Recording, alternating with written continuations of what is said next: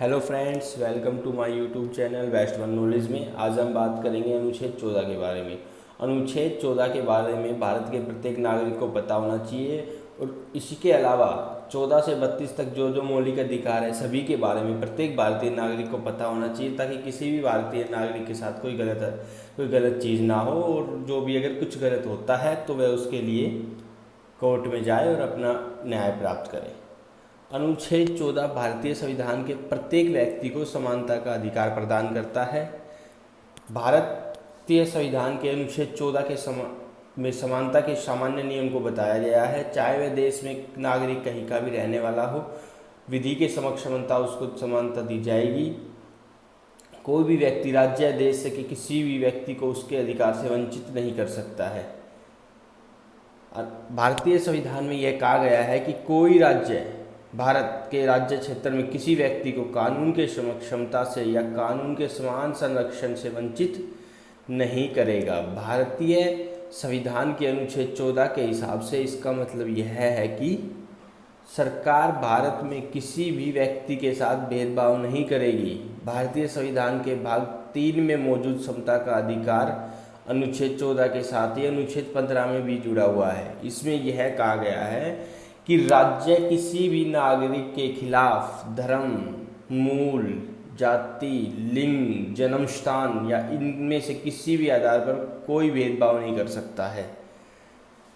अनुच्छेद 14 का साधारण मतलब यह है कि भारत राज्य क्षेत्र में किसी भी विधि के समक्ष क्षमता से अथवा विधियों के समान संरक्षण से राज्य द्वारा वंचित नहीं किया जाएगा। इस अनुच्छेद में 2 वाक्यांश का प्रयोग किया गया है।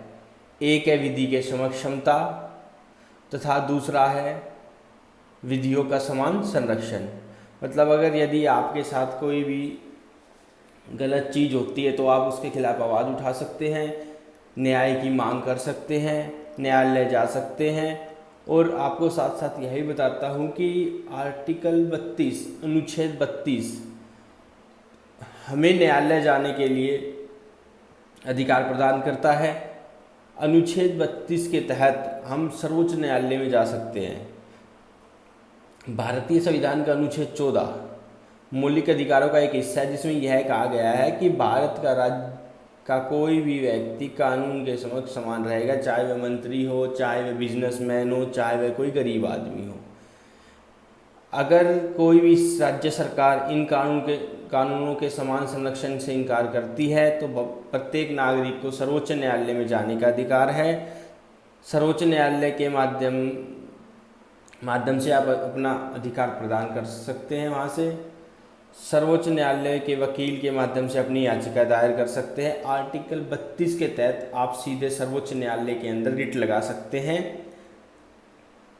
इसी कारण एक वकील की आवश्यकता होती है।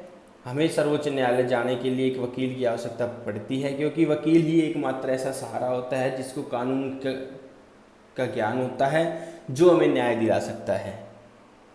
तो हमें हमेशा उचित वकील करना चाहिए इसके लिए।